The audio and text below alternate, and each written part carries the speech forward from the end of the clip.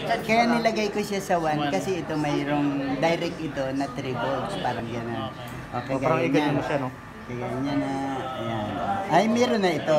Kasi inuna natin itong gilid eh. Kaya papalo siya. Hindi pa masyado siya.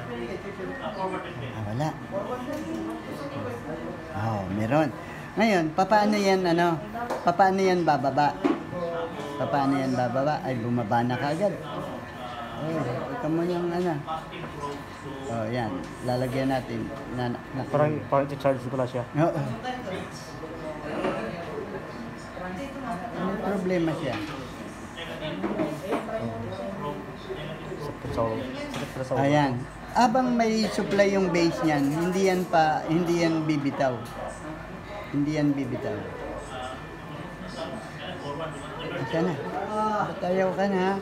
Ano ko to ay? Yan. Okay.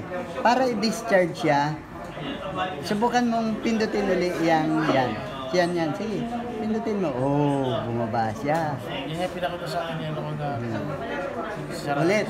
Open natin uli siya para dumaan uli. Lagyan lang natin siya ng load. Okay. Parang may nag-knock-knock sa dito. Pag ginanon mo, meron na uli. Oh. Pag ginawa ka niya, baba siya. O kahit ulit-ulitin mo yan, wala na siya. Na-discharge siya eh. Nawala na. Sir, ano ulit yun, sir? O dapat alam niyo mag-test niya. Ang tawag dito sa pagkamaskan, Ang kanya namang mga paa ay gate, GDS, source. drain source. GDS. Ay, GDS. gate drain source. Gate drain source. GDS, hindi naman Gate GSD. drain GDS. source. So, pag